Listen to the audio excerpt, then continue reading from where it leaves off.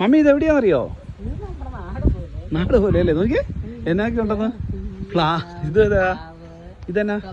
കപ്ലങ്ങ, ദേ മുരിങ്ങ, കരിമ്പ്, മാതളനാരോ, അത് ദേ മുന്തിരി, ദേ നോക്കി ഇതെന്നാന്ന്?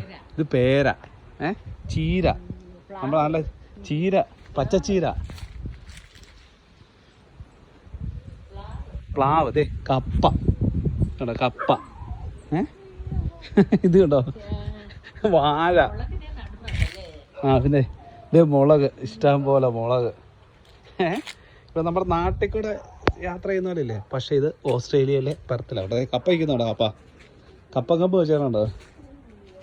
ഇതേ നമ്മൾ വീണ്ടും ഇതിനകത്തോടെ പോവുകയാണ്, കാട്ടിനകത്തോടെ. ഇത് ഒരാളുടെ വീടിൻ്റെ പുറമാണ്. ഇതേ പ്ലാവ്, കപ്പ.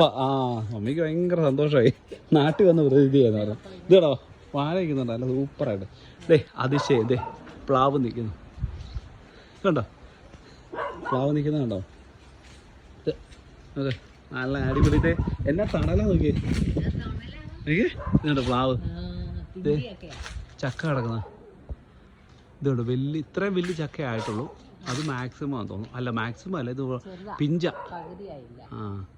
ഇത് പിഞ്ച് ചക്കയാ. ഇത് നമ്മുടെ കരിയാപ്പ നിൽക്കുന്ന പ്ലാവിൻ്റെ പുറകിൽ. അല്ല ഇത്രയും വണ്ണമുള്ള പ്ലാവ് കണ്ടോ? ഇത്രയും വണ്ണമുള്ള പ്ലാവ് കണ്ടിട്ടുണ്ടോ? കണ്ടോ നോക്കി എന്നാ വലിയ പ്ലാവാന്ന് നോക്കിയേ. ഇത് പെർത്തിലാ കേട്ടോ, ഓസ്ട്രേലിയയിലെ പെർത്തില.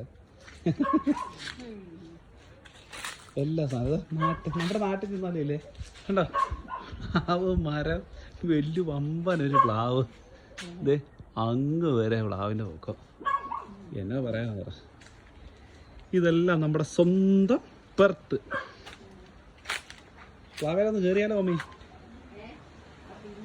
പിഞ്ച് ചക്കയാണോ അതോ ആ ചക്കയോ? അത് അത് അത് മൂത്താണോ? അത് ആ വലുത് ഇതെല്ലാം പിഞ്ചല്ലേ? ഇത് കുറച്ചും കൂടെ വലുതാ, അത്രേ ഉള്ളൂ. അത്രേ ഉള്ളൂ. ഇല്ലല്ലേ?